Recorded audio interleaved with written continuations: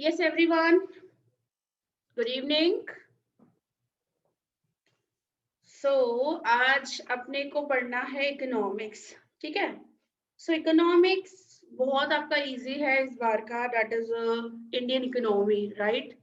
तो थोड़ा बहुत तो आप लोग पढ़ते हुए आए हो Indian economy related 12th standard में भी। यस, पता है थोड़ा बहुत, है ना?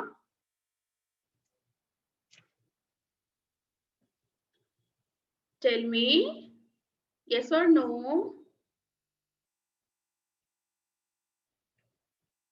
Yes, ma'am. क्या क्या पढ़ा है इंडियन इकोनॉमी रिलेटेड, बता सकते हो कुछ जो आपको पता हो?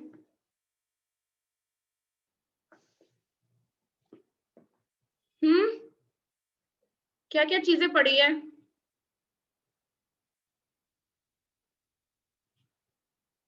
एनीवन?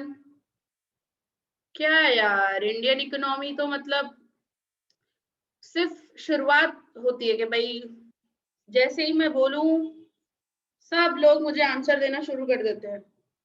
इंडियन इकोनॉमी यार, इंडिया के बारे में, इंडिया की इकोनॉमी कैसी है, क्या है, थोड़ा बहुत तो बता ही सकते हो यार आप लोग।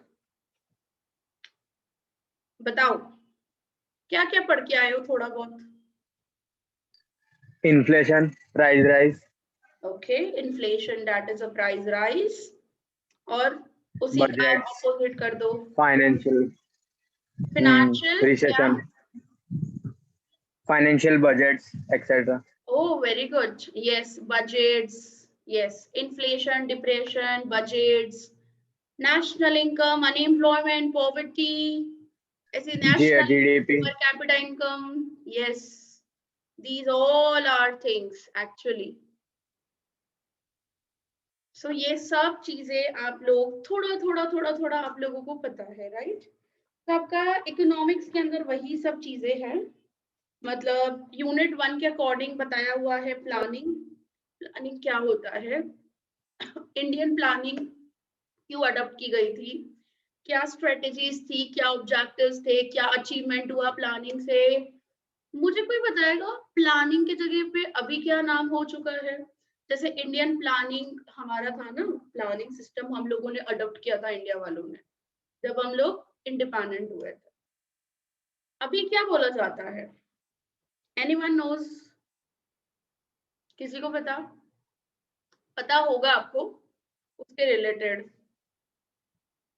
मुंह में नहीं आ रहा होगा, आई थिंक सो। तो सब लोगों ने शायद सुना होगा नीति आयोग। यस, नीति आयोग के बारे में थोड़ा सुना। यस, तो 2014 में प्लानिंग कमीशन को हटाकर नाम रखा गया नीति आयोग। नरेंद्र मोदी जी वही चेयरमैन है, ठीक है?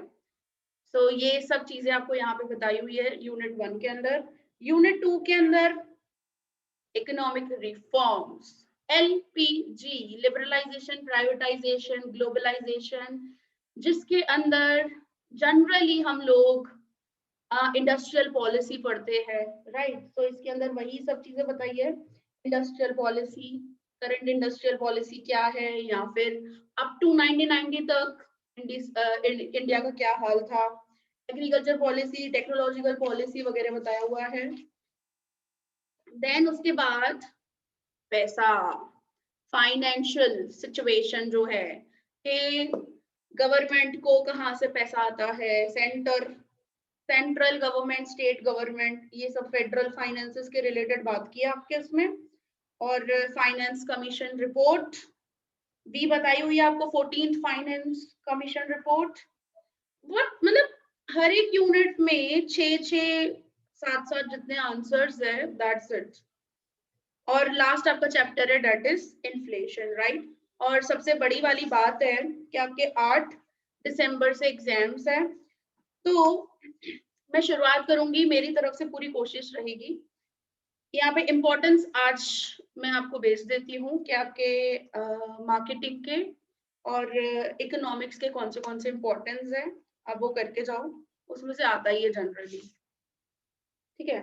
और इन्फ्लेशन के ऊपर मेरे पास ऑलरेडी रिकॉर्डेड वीडियोस है यूट्यूब की, मैंने रिकॉर्डेड मतलब की हुई है, तो वो भी आप सुन सकते हो। मैं आज वो भी आपके साथ ट्रांसफर करूंगी कि आप at least price rise and all, क्योंकि मैं जनरल तो बताऊंगी आपको, लेकिन आपको अगर इन डेप्थ जाना है तो वो मेरे पास ऑलरेडी वीडियोस है। तो देखो आपका भी एकदम सडनली हो चुका है कि अनाउंसमेंट कर दिया भाई 8 दिसंबर से एग्जाम्स, ठीक है। तो हम लोग शुरुआत कर रहे हैं फाइनली। सो यूनिट 1 के साथ मैं स्टार्ट कर रही हूँ और आई होप कि आज मैं यूनिट 1 कंप्लीट कर दूं, that is planning. So generally planning क्या होता है, शॉर्ट में, एकदम शॉर्ट में फ्यूचर के बारे में सोचना presently, that is known as planning. अब यहाँ पे मैं स्टार्ट कर रही हूँ। देखो सबसे पहले तो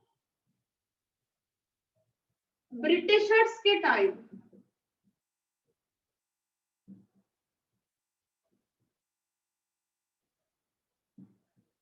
ब्रिटिशर्स, एक सेकंड थोड़ा सा मैं चेंज कर दूँ। हाँ, ब्रिटिशर्स पीरियड आपका, हमारा इंडिया का, कम से कम ब्रिटिशर्स ने 200 इयर्स रूल किया, ठीक है। कितने साल, कम से कम 190 जितना है, 190 इयर्स जितना। आपको पता है कि बैटल ऑफ प्लाजी से शुरुआत हुई, देन उसके बाद कंटिन्यूअसली 1947 तक, मतलब बैटल ऑफ प्लाजी हुआ था 1757 के आई थिंक उस टाइम पे हुआ था, 1755 या 57 के टाइम पे बैटल ऑफ प्लाजी हुआ। उस वक्त से रूल करना स्टार्ट हुआ ब्रिटिशर्स का, एंड देन 1947 तक रूल, मतलब ऑन एन एवरेज आप समझ लो 190 इयर्स जितना, मतलब 200 साल हम लोग ऐसे ही बोलते हैं अप्रोक्सीमेटली, 200 इयर्स तक ब्रिटिशर्स ने हमारे देश के ऊपर राज किया। ओके, अब बात आती है कि बिफोर ब्रिटिश रूल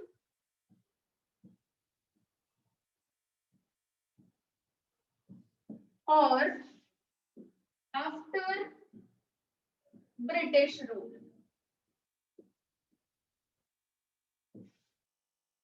तो आफ्टर ब्रिटिश रूल जो हुआ वो हुआ 1947 के बाद, आफ्टर 1947।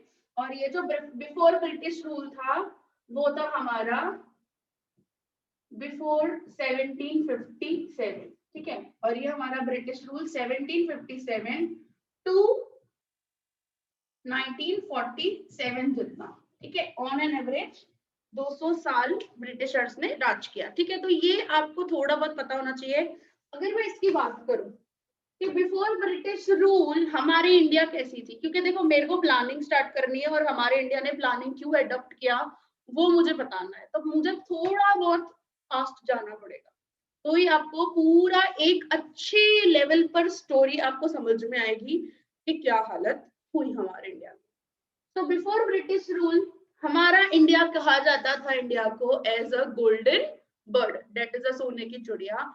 हमारे इंडिया में सबसे ज्यादा एग्रीकल्चर गुड्स रिलेटेड ही सब कुछ प्रोडक्शन, क्योंकि India before British rule, during British rule and after British rule, India को एग्रियन नेशन ही कहा जाता था। इंडिया का एग्रीकल्चर सेक्टर ही, प्राइमरी सेक्टर ही क्या था, ज्यादा से ज्यादा इंपॉर्टेंट था, क्योंकि 70, मैं ऐसा समझती हूँ 70% पॉपुलेशन जो थी वो पूरी की पूरी डिपेंडेंट थी किसके ऊपर, एग्रीकल्चर के ऊपर।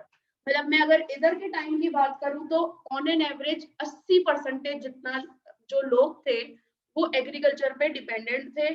बाकी थोड़ा बहुत इंडस्ट्रीज थी, थोड़ी बहुत हैंडमेड, राइट, जिसको बर्बाद किया ब्रिटिशर्स ने।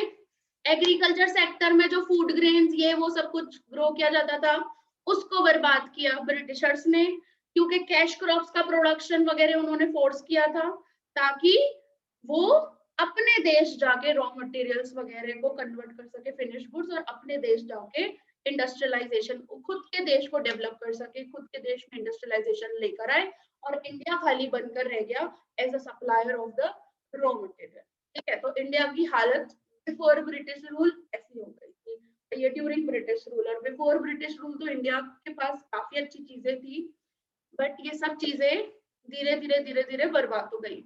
लेकिन कुछ ऐसी चीजें हैं जिसकी वजह से ब्रिटिशर्स कोई चीजें हम लोगों को एज अ वरदान, एज अ बेनिफिट देके गए। फॉर एग्जाम्पल रेलवेज, ठीक है, रेलवेज उन्होंने स्टार्टअप किया, राइट, लेकिन ऐसा उन्होंने सिस्टम निकाला था कि जो रेलवेज यूज किया जाएगा वो सिर्फ और सिर्फ ट्रांसपोर्टेशन ब्रिटिशर्स ही यूज कर सकेंगे वो ट्रांसपोर्टेशन के लिए, क्योंकि उनको वाटरवेज तक पूरा सी रूट से उनको भेजना पड़ता था रॉ मटेरियल्स वगैरह, तो वहां तक रॉ मटेरियल्स पहुंचाना करना कैसे जाएगा, तो रेलवेज के थ्रू उन्होंने स्टार्टअप किया था। बट आफ्टर दैट हमारे इंडिया के लिए वो क्या हो गया, एज अ पॉजिटिव रिफ्लेक्शन आया। देन मनी सिस्टम, क्योंकि इस वक्त तो बार्टर सिस्टम एंड ऑल ये सब कुछ चलता था, exchange of goods against goods, but money system जो लेकर आए वो ले आए थे कौन, मनी सिस्टम जो इंट्रोड्यूस किया था वो किया था पर्टिकुलर ब्रिटिशर्स ने, ठीक है। इसके साथ साथ एक दो और कंट्रीब्यूशंस उन्होंने काफी अच्छे किए थे, जिसकी वजह से काफी अच्छा इंडिया को थोड़ा बहुत बेनिफिट हुआ था, राइट। फाइनली 1947 इंडिया हुआ इंडिपेंडेंट, ठीक है। इंडिया के बाद इस इधर है ना, देखो 47 से यहाँ पे चीजें एक दो में लिखती हूँ जिसको थोड़ा बहुत आपको ईयर्स को याद करना जरूरी है। देखो आफ्टर ब्रिटिश रूल 1947 में इंडिया हुआ इंडिपेंडेंट,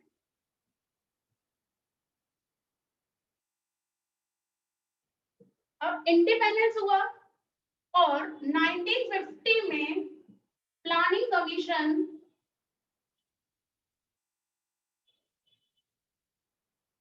सेटअप की गई, ठीक है, इन द ईयर 1950। 51 से 5 ईयर प्लान्स स्टार्टअप किए गए, कब से, 51 से, तो 51 में फर्स्ट 5 ईयर प्लान स्टार्टअप किया गया, राइट। 50 में प्लानिंग कमीशन सेटअप हुआ, उस वक्त प्राइम मिनिस्टर थे जवाहरलाल नेहरू, राइट, और उस वक्त उन्होंने रशिया का जो सिस्टम चलता था ना जिस तरीके, because there are 3 types of economy, capitalist, socialist and mixed economy, right. तो जो रशिया का जो सिस्टम था, सोवियत रशिया जो सिस्टम चलाता था, that is a socialist economy, वो बड़ा प्रभावित हो गया था। लेकिन 50 में प्लानिंग कमीशन तो ठीक है उन्होंने सेटअप किया, लेकिन हमारे इंडिया ने मिक्स्ड इकोनॉमी अडॉप्ट किया, और उसमें ज्यादा से ज्यादा जो इंपॉर्टेंस दिया था वो किसको दिया था, पब्लिक सेक्टर को, because you know about that कि mixed economy is the coexistence of both public sector and private sector, right. So यहाँ पे एक पीरियड अराइज हो जाता है, आपको कभी भी स्टडी करना होता है ना इस चीज इंडियन इकोनॉमी रिलेटेड, तो हम लोग है ना ऐसे यहाँ से शुरुआत करते हैं, by before British rule, during British rule, after British rule means India's independence, 50 से लेके 1990 हम लोग ये पीरियड पढ़ते हैं सबसे पहले, और उसके बाद पीरियड आता है 1991 जो हमारा होता है LPG का, that is economic reforms, right. तो हम लोग जो कहानी पढ़ते हैं ना वो इस फॉर्म में पढ़ते हैं। तो मैंने आपको बताया 50 में प्लानिंग कमीशन सेटअप, और हम लोगों ने क्या अडॉप्ट किया, मिक्स्ड इकोनॉमी, राइट। अब प्लानिंग के जनरली अगर मैं बात करूं ना, तो प्लानिंग के अंदर 5 ऑब्जेक्टिव्स को फोकस किया था। कितने ऑब्जेक्टिव्स को, 5 ऑब्जेक्टिव्स। सबसे पहला इकोनॉमिक ग्रोथ, दूसरा सेल्फ रिलायंस, तीसरा रिड्यूसिंग इनइक्वालिटीज, चौथा reduction of unemployment and poverty, पांचवा दैट इज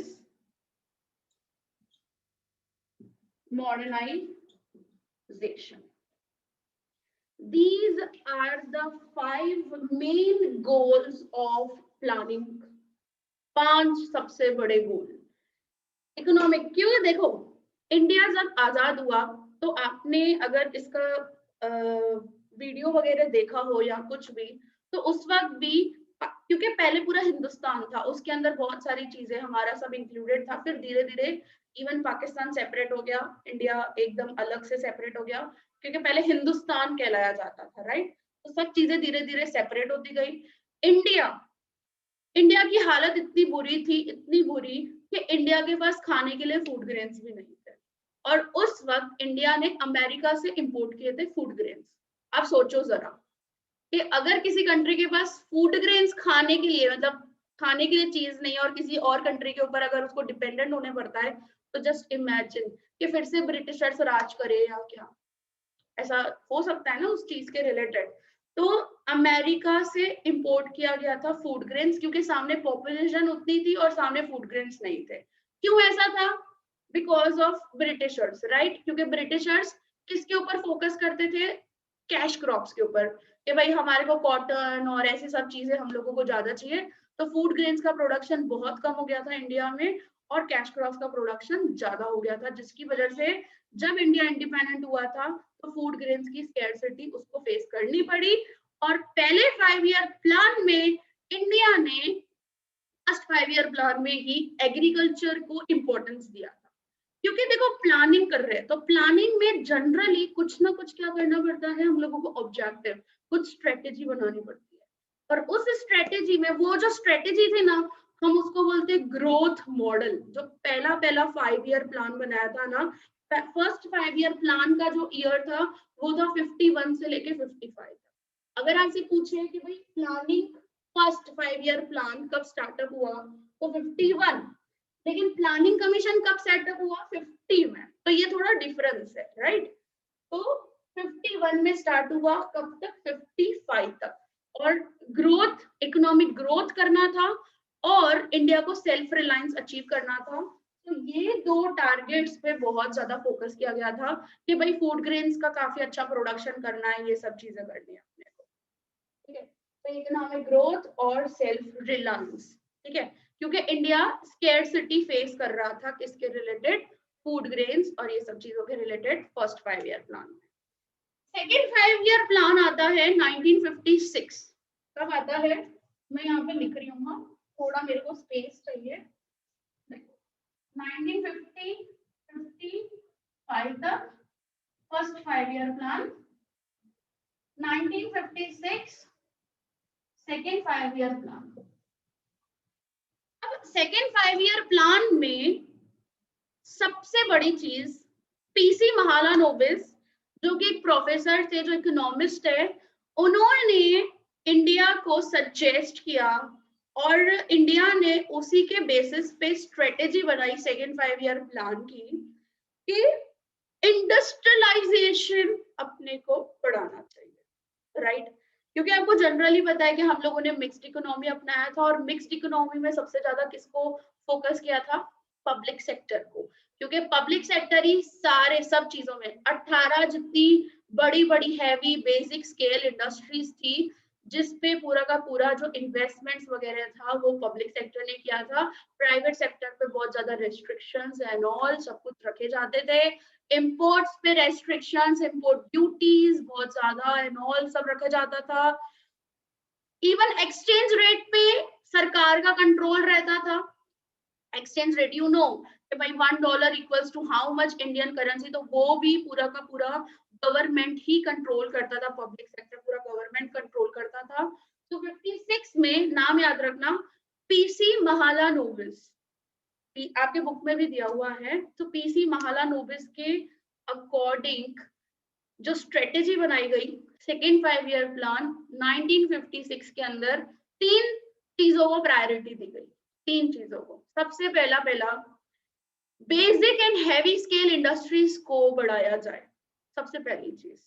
दूसरी चीज थी, एक्चुअली मैं सेकेंड वाली चीज बाद में बताऊंगी, पहले थर्ड वाली चीज बता रही हूँ।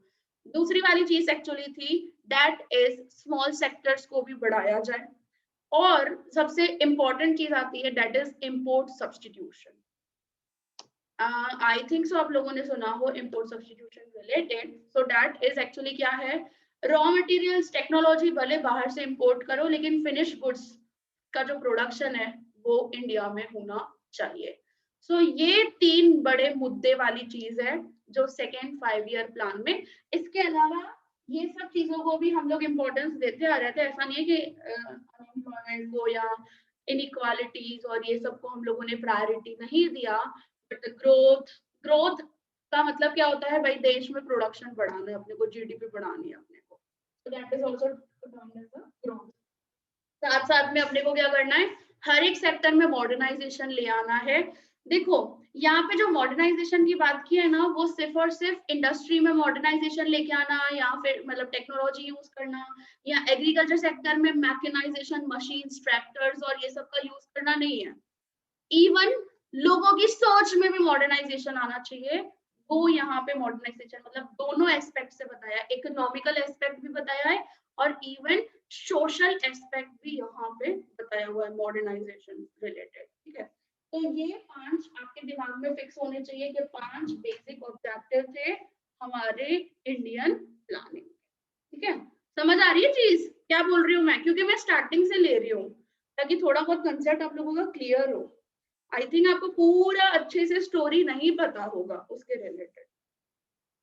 तो 56 में सेकेंड 5 ईयर प्लान, ठीक है, तो ये दिमाग के अंदर फिक्स होना चाहिए, पीसी महाला नोबिस। आपके इसमें बुक में स्ट्रेटेजी दी हुई है, स्ट्रेटेजी ऑफ इंडियन प्लानिंग, जरा खोलना तो पेज नंबर 10।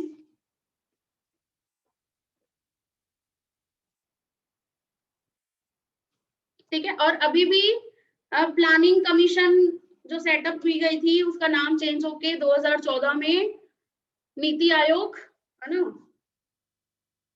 सो ये रखा गया है और उसके चेयरमैन नरेंद्र मोदी जी है, वो भी याद रहना चाहिए आप लोगों को। ठीक है, देखो क्या लिखा है यहाँ पे, पहली हमारे इसमें लाइन में ही लिखा हुआ है कि Jawaharlal Nehru set up the planning commission in 1950 and commenced the first 5 year plan in 1951। तो ये फर्क पता होना चाहिए। काफी लोग क्या कर देते हैं, बस यूं ही जाने देते हैं। देखो इसमें फिर लिखा हुआ है कि 13th 5 year plan running from the period 2017 to 2022। ठीक है, सो 12 5 ईयर प्लान कंप्लीट हुए थे और 13 5 ईयर प्लान का ये था 2017 से लेकर 2022 तक। ठीक है, so India has adopted balanced growth strategy for economic development. सबने खोला है ना पेज नंबर वही, यस और नो? Yes ma'am. हाँ, Yes, ma'am. तो एक दो चीजों को थोड़ा अंडरलाइन करते जाना कि जो हाइलाइटेड वाली चीजें मैंने यहाँ पे लिखी है ना वो वाली। फिर देखो first 5 year plan did not specify any clear strategy. Clear strategy तो नहीं थी, मैंने आपको बताया ग्रोथ मॉडल था और ग्रोथ पे कॉन्सेंट्रेट किया था और एग्रीकल्चर सेक्टर को कॉन्सेंट्रेट किया था। ये फर्स्ट 5 ईयर प्लान का था। बट देखो यहाँ पे लिखा है ना, second plan onwards, Professor P.C. Mahalanobis was the real architect of the second plan, second 5 year plan, that is 1956 onwards.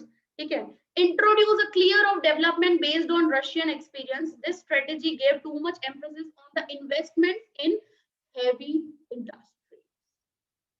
सबसे बड़ी चीज ये। So the basic infrastructure for high capital intensive projects were introduced. So Durgapur, Bhilai, Rurkela steel plants were set up and all. In the third plan, same strategy was adopted.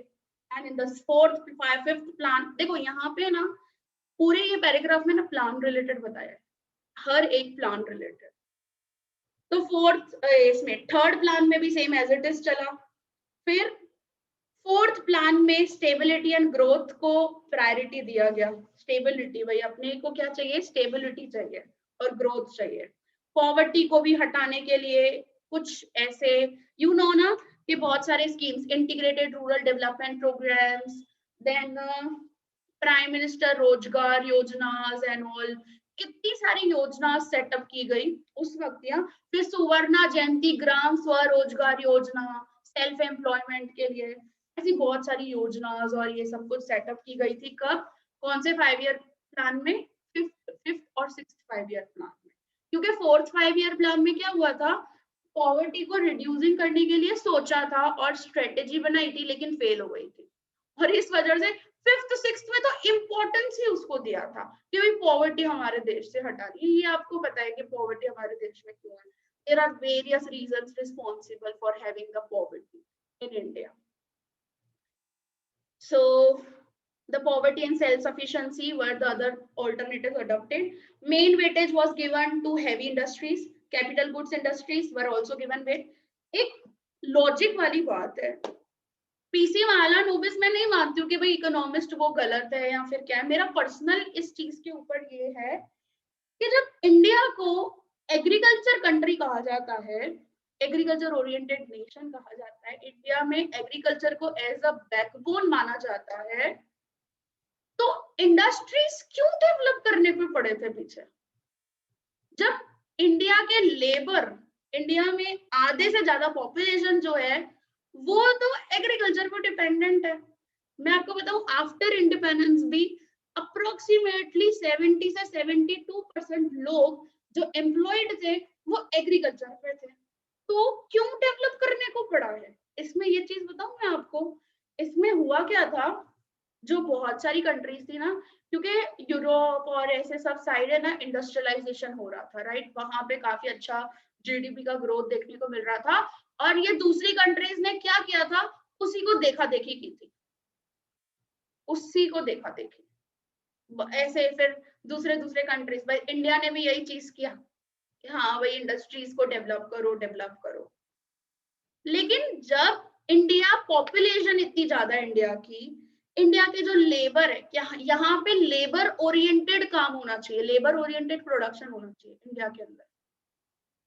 मैं खिलाफ नहीं हूँ पूरे तरीके से, ऐसा नहीं बोलती हूँ कि इंडस्ट्रीज को अगर इंपॉर्टेंस दिया तो इंडस्ट्रीज में कुछ चेंज नहीं देखने को मिला या क्या। यस, हुई, इंक्रीज हुई, अच्छे लेवल पर इंक्रीज हुई, लेकिन मैं आपको बाद की स्टोरी बताती हूँ। ये बिफोर 90, ये इतने पीरियड का जो हम लोग बात कर रहे हैं ना, अभी मैं बात कर रही हूँ 51 से लेके 1990 तक। लेकिन मैं ऐसा पर्सनली ऐसा बिलीव करती हूँ कि यार प्लानिंग इस तरीके से नहीं होनी चाहिए। अगर यही चीज अगर हम लोग एग्रीकल्चर पे फोकस करें तो आई थिंक सो कि इंडिया आज डेवलप होता। क्योंकि ऑस्ट्रेलिया देखो, एग्रीकल्चर सेक्टर वहां पे भी तो है ना, वहां पे भी तो मेन एग्रीकल्चर ही है, तो भी ऑस्ट्रेलिया डेवलप है।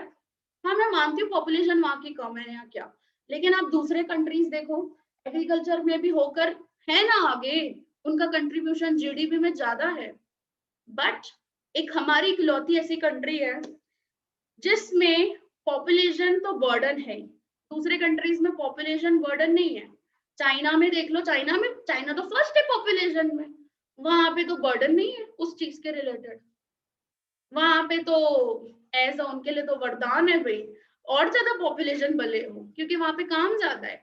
हमारे यहाँ पे अनस्किल्ड लेबर ज्यादा है, जितने भी लोग ग्रो अप हो रहे हैं यहाँ पे, क्योंकि आपको भी पता है कि यहाँ इंडिया में सबसे ज्यादा यंगेस्ट पॉपुलेशन है, तो अनस्किल्ड है ना, अनएम्प्लॉयमेंट तभी तो है इंडिया में इस सब चीजों के रिलेटेड।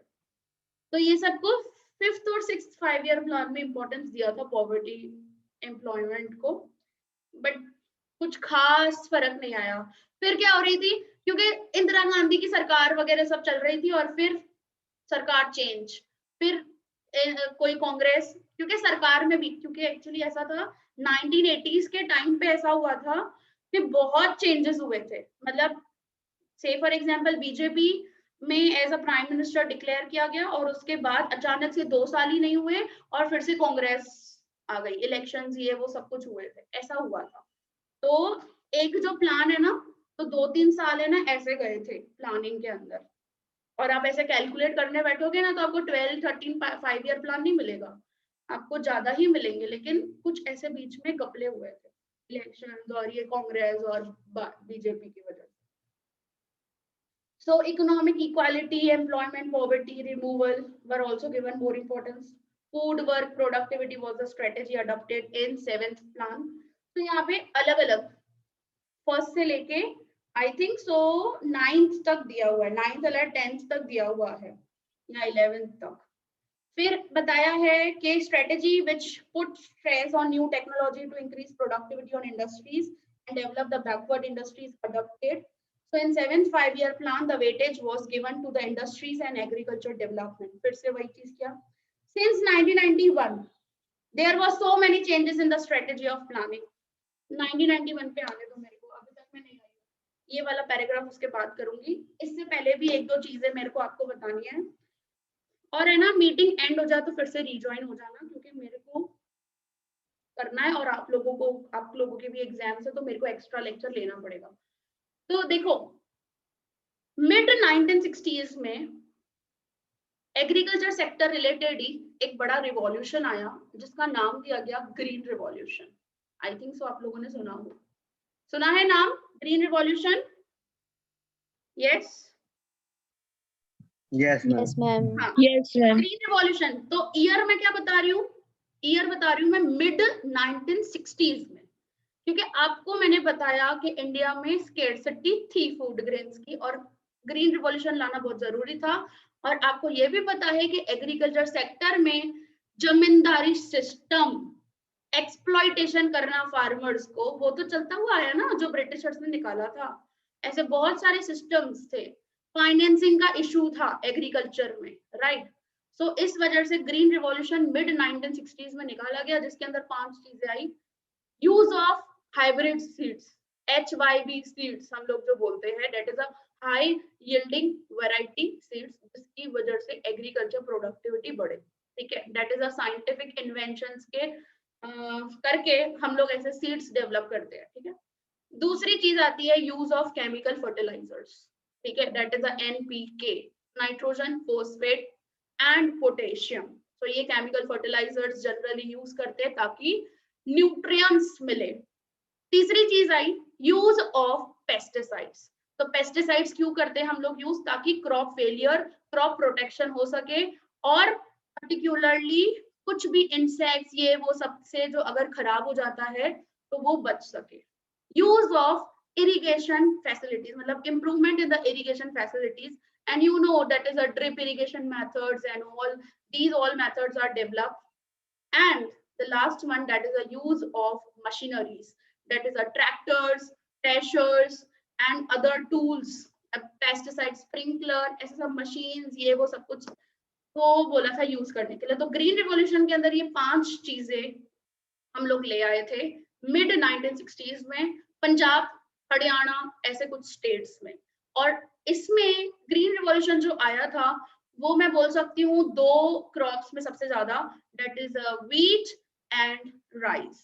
और कुछ स्टेट्स में अपने को ये देखने को मिला था ग्रीन रिवॉल्यूशन। मतलब ग्रीन रिवॉल्यूशन की वजह से इतना ड्रास्टिक चेंज आया था ना हमारे इंडिया में, फूड ग्रेन्स में हम लोग सेल्फ सफिशिएंट हो गए थे। इतना जबरदस्त का ड्रास्टिक चेंज आया था, मतलब कुछ ही टाइम में बहुत अच्छा एग्रीकल्चर प्रोडक्टिविटी अपने को देखने को मिला था। लेकिन the mistake is that actually कि ये कुछ स्टेट्स में ही सिर्फ आया था एंड कुछ क्रॉप्स में ही आया था, राइट। सो आजकल ठीक है, ये सब चीजें डेवलप की जाती है, मल्टीपल क्रॉपिंग करना और रिसर्चेस करना, या नाबार्ड ये वो सब कुछ डेवलप, बैंक्स वगैरह डेवलप की गई है ताकि ये प्राइवेट मनी लेंडर्स, ये शाहूकार्स, ये जमींदार, इन लोगों के जो ये काम है ना, जो एक्सप्लॉइटेशन के स्मॉल और मार्जिनल फार्मर्स को, उनका सबका खत्म हो। तो ये ग्रीन रिवॉल्यूशन बारे में आपको एक्स्ट्रा इंफॉर्मेशन ये भी इस पीरियड के बिटवीन ही आता है। अब चीज आती है यहाँ पे कि इंडिया ने इकोनॉमिक रिफॉर्म्स 1991 में क्यों निकाले? ऐसा क्या हुआ between the period 1951 to 1990? Mixed economy, objectives भी, स्ट्रेटेजीज भी बनी है भाई, इंडस्ट्रियलाइजेशन भी, एग्रीकल्चर को भी, पॉवर्टी, अनएम्प्लॉयमेंट सबको रिमूव करने के लिए। But the limiting thing is that, the constraint is that successful इतना जितना सोचा था वो सक्सेसफुल नहीं हुआ, मतलब डिफेक्टिव गवर्नमेंट की प्लानिंग थी। मिक्स्ड इकोनॉमी, ज्यादा से ज्यादा public sector and you know the efficiency of public sector, किस तरीके से पब्लिक सेक्टर काम करता है, पता है ना। ये तो सब चीजें आपको मस्त, गवर्नमेंट जॉब मिल गई, आज मेरे को गवर्नमेंट जॉब मिल जाएगी, मस्त आराम से बैठो, खाओ पियो, ऊपर पांव चढ़ा के बैठो, भाई काम लटकाएंगे वो लोग, ऐसे ही करते हैं ना वो लोग। तो कुछ ऐसी फर्म्स थी पब्लिक सेक्टर की जो आज भी है, जैसे ओएनजीसी, राइट। सो ऐसी कुछ फर्म्स थी जो आज है, प्रॉफिटेबल है। लेकिन बहुत सी ऐसी पब्लिक सेक्टर की बहुत सारी ऐसी फर्म्स थी जो लॉस में कन्वर्ट हो गई थी। एंड जो 1980s और 1990s के बीच में जो पीरियड चला, जिसकी वजह से इंडिया में बहुत ज्यादा प्राइस राइज, बहुत ज्यादा, and the public sector losses में होता गया। बाहर से इंडिया ने जो पैसे उठाए थे, लोन लिया था, उसको इंटरेस्ट पे करने के लिए, इंटरेस्ट पे करने के लिए भी उसके पास पैसे नहीं, एंड इंपोर्ट्स बढ़ते जाए, एक्सपोर्ट सामने इतना कुछ भी नहीं। सो भले इंपोर्ट सब्स्टिट्यूशन पॉलिसी निकाली, लेकिन इंपोर्ट सब्स्टिट्यूशन पॉलिसी फेल थी हमारी, उसका कोई अचीवमेंट नहीं हुआ था भाई। एक्सपोर्ट्स को प्रमोट करना है, वो उसके रिलेटेड भी कुछ नहीं था, समझ रहे हो। तो that is actually the reason कि इतना ज्यादा price rise, balance of payment हमारा, दैट इज बीओपी, हमारे इंपोर्ट्स ज्यादा, एक्सपोर्ट्स कम। हम लोगों ने जो बाहर से पैसा उठाया था वो बहुत ज्यादा था, हमारे पास जेब में पैसा ही नहीं था इंडिया के पास, एंड मजबूरन इंडिया को आईएमएफ से पैसा लेना पड़ा, 7 billion US dollars, 700, I think 700 billion US dollars थे, हाँ 7 बिलियन नहीं, आई थिंक 700 या 7, मुझे एग्जैक्ट फिगर इतना याद नहीं है, इन दोनों में से कुछ था। तो वो आईएमएफ से उसने लिया, एंड आईएमएफ ने उसके सामने शर्त रखी। अब वो शर्त क्या रखी वो मैं आपको बताऊंगी।